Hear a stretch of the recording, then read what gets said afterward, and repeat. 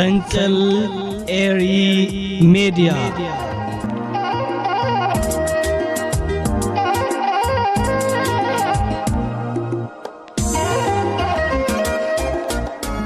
سلام تقاطعتي مدبات فنجلير ميديا كما يتحضروا نلوم سوني إسرا ميازيا بقدام يتحس مدبات قريبا لكم نمكتالكم بخبري عدم سناي مكتال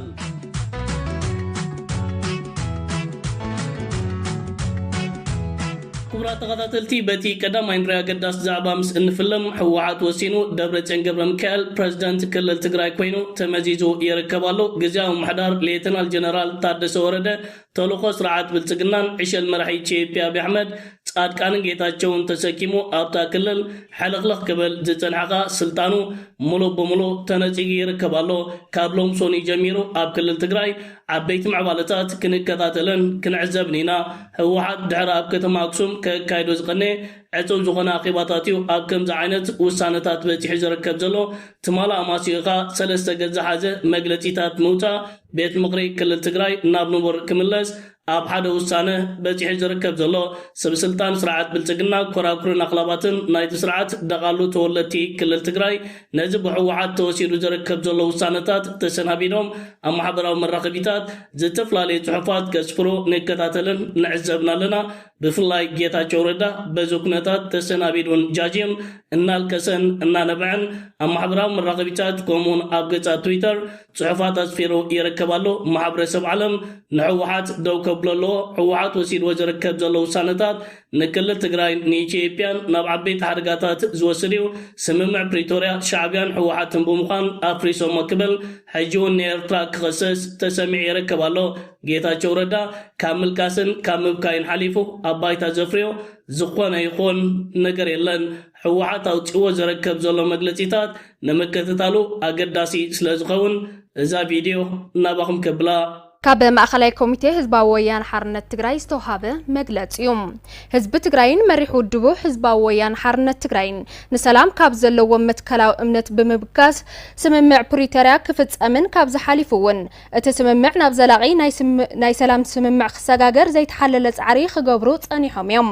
በዚ እውን ብመሰረት እቲ ስምምዕ ብወገን ትግራይ ክፍጸሙ ዝግበኦም ኩሎም ገሊኦም እውን ቅድሚ ዝተቐመጠሎም እዋን ብምፍጻም ዝበለጸ ምትእማን ንኽፍጠር ግብኦም ተዋጽኦም ልዕሊ ኩሉ ድማ እቲ ህዝቢ ትግራይ ንነዊሕ እዋን ዝተቃለሰሉ ከባድ ዋጋ ዝኸፈለሉን ልዕላዊ በዓል ዋና ስልጣን ምዃኑ ዘረጋገጸሉን ብዝመረጾ መንግስቲ ናይ ምምሕዳር መሰሉ ኣወንዚፉን ዝሓለፉ 3 ዓመታት ብግዚያዊ ምምሕዳር ክመሓደር ጸኒሑ እዩ መንግስቲ ኢትዮጵያ ድማ በኣንጻሩ ንምሕጽንታን ትዕግስትን ህዝቢ ትግራይ ከም ድኽመት ወሲዱ ጸማም እዝኒ ብምሃብ እቲ ስምምዕ ከም መሳርሒ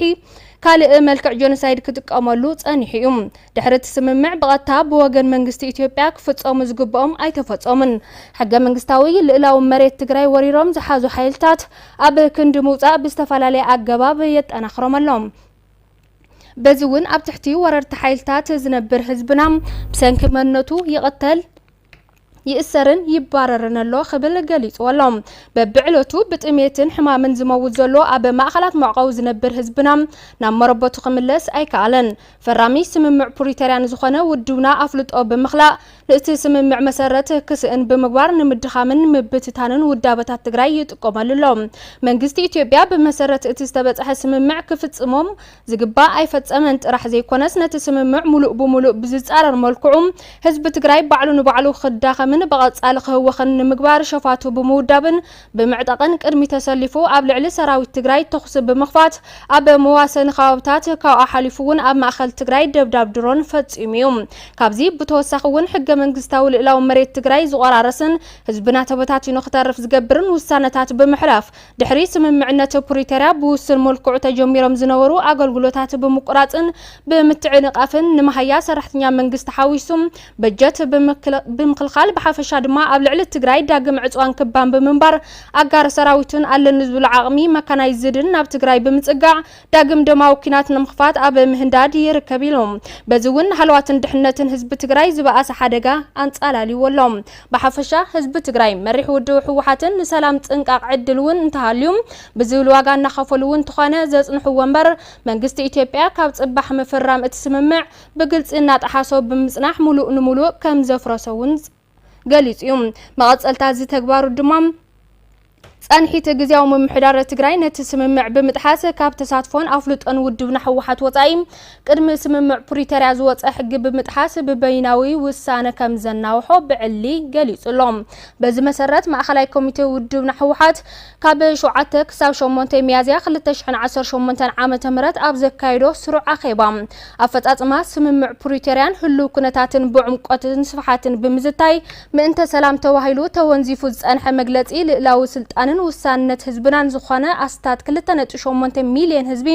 ዝመረጾ ቤት ምኽሪ መንግስቲ ትግራይ ናብ ስርሑ ክምለስ ወሲኑሎም ካብዚ ብተወሳኺ ድማ ዋላኳ እቲ ሓላፍነት ናይ ቤት ምኽሪ መንግስቲ ትግራይ እንትኾነ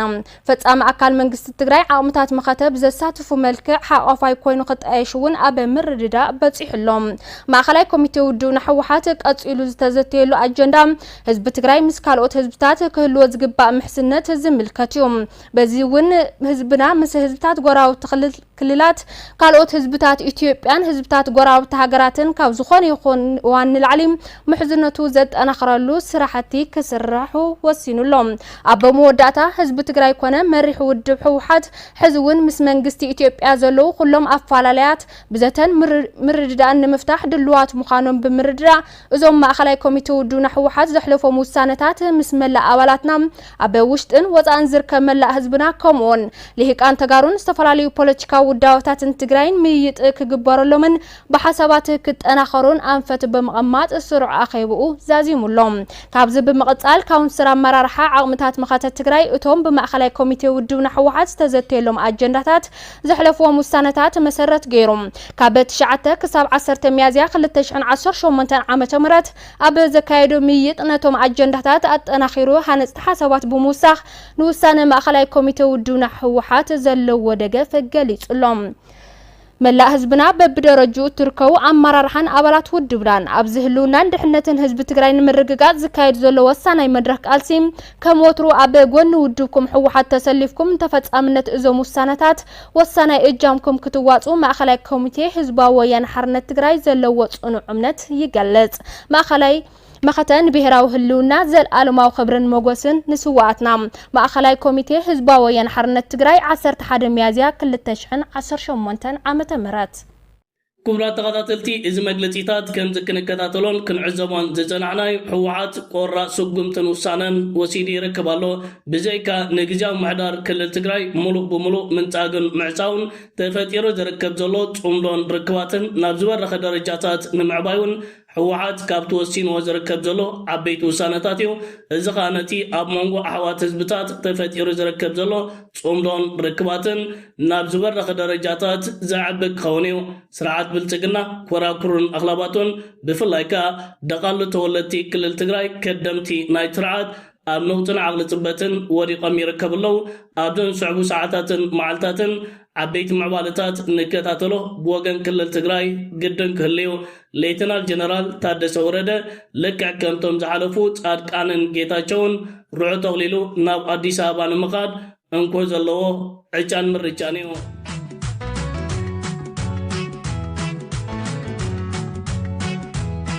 كبرات تقاتلتي نابتي كالاي نريا قداس زعبا نسجر قبتي اب ايرتران زكاة تحت اغرتي كمون هنتات ابايتي ملو بملو حاجزاتا كتبركتن عبيتي كوبانياتات نايت هاجر ناب ايرترا كتسدد مقانا مثل علو ايلوخ منجستي ايرترا بخمز عينت من قد تراداديان مبتعاتيان تركب الله لعلو ايلوخ منجستي ايرترا اب كايرو قبت زركب مزت فلالي سو سلطانن منيسترات نايت هاجر كمز عينت ركبات بمكياد تجباتن فرزلو ركبات كايد كنين ألون نجم اسمه تحت أرتن إندسترينا إيربلات تحيزو منجست قبتي أو جوز ركب زول حبريتا كم زلو بغطتا نابهم كبله دقيمة سناي مكتال إيرتران قبتن أبعود إندسترين تحت أغرتن استراتيجي كاوسير كنتي مسرتا إيرتران قبتن أبعود إندسترين مسرة المعاتن زلوان متحبار ناب حدش درجان مبتاح أقداس اسم معبتي حنا اللوها منجست قبتي أب كايرو أبزت خيدة لعلوها درجاجته أب إيرتران تركبو هاقرا وعلامات المعات نمدقاف نا إندستري تمكرو تكنيكا وعقمون نمكفال مولودلونا تقليتو قبتاويان كيلاتا تكنيك ناب إيرتراب مقعز كندباتا نايس ممعيو إزوم كيلاتات نزت فلالي ፕሮጀክታት ኢንዱስትሪን ተሕታቅርፅን ግብራው ደገፍ መሃብ ዘመናዊ ቴክኒካዊ ደረጃታት ከም ዝተማሉ ከረጋግፅዮም እቲ ንነዊሕ እዋን ፀንሐ ሽርክነት ቀጻልነት ንምርጋጽ ኣብ ኤርትራ ማእከላት ቴክኒካውን ሞያውን ስልጠና ምምስራቱን የጠቃለል እዘን ማእከላት እዚኣተን ሓደሽቲ ኢንዱስትሪ ፕሮጀክታት ንምምራሕ ንምሕላው ዓቕሚ ዘለዎም ኪላታት ውሽጢ ዓዲ ንምምቕራሕ ዝተዳለዋየን ካብዚ ብተወሳኺ ግብፃውያን ኪላታት ስትራቴጂካዊ ፋብሪካታት መሰረተ ልምዓት ትካላትን ኩሉ መድያዊ ጠቃሚ መጽናዕታትን ከካይዱ ዕማን ክወሃቦም እዩ እዚ ጥንጥናዊ ኣገባብ ሓደስቲ ትካላት ብቁጠባን ስትራቴጂካዊ መዳይን ተግባራውያን ምዃኖም ንምርጋጽ ዝዓለመ እዩ ክልቲአን ሃገራት ጎኒ ጎኒ ንዋታዊ ህንፀት ኣብ ዞባ ቀይሕ ባሕሪ ዱልዱል ቁጠባዊ ካንሸሎን ምፍጣር ዝዓለመ ወሓዚ ኣቑሑትን ኣገልግሎትን ንምስልሳል ዝጸንሐ ናይ ንግዲ ዕንቅፋታት ንምልኣይ እውን ዕላማ ኣለዎን እዚ ተበግሶ ግብፂ ምስ ኣፍሪካን ቀይሕ ባሕርን ዘለዋ ተወፋይነት ንዓበይ ዝኸይድ ከም ዘሎ ዘንፀባርቕ እዩ ካብ ባህላዊ ዲፕሎማሲ ድስኩር ናብ ዝጭበጥ ቁጠባዊ ሽርክነት ብምስግጋር ክልቲአን ሃገራት መሰረት ዞባዊ ምርጋን ሓድሕዳዊ ብልጽግናን ኣንቢረን እየን እዚ ምትሕብባር እዚ ኣብ መንጎ ዘሎ ርክብ ነጥቦ መቐይሮ ኮይኑ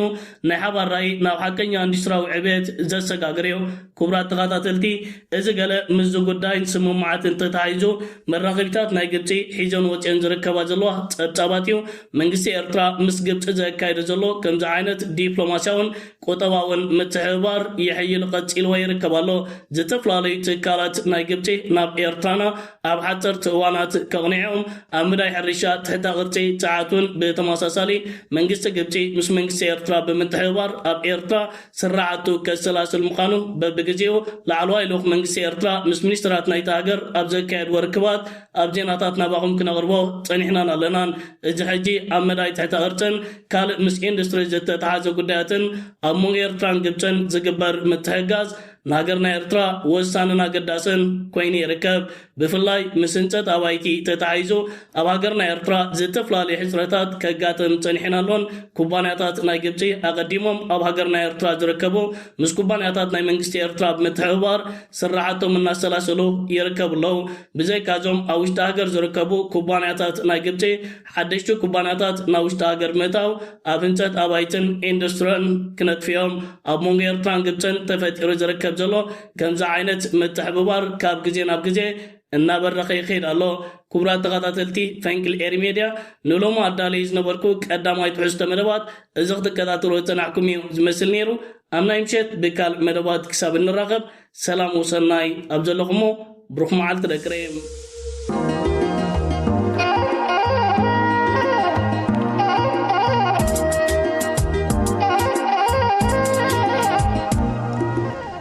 ፈንቅል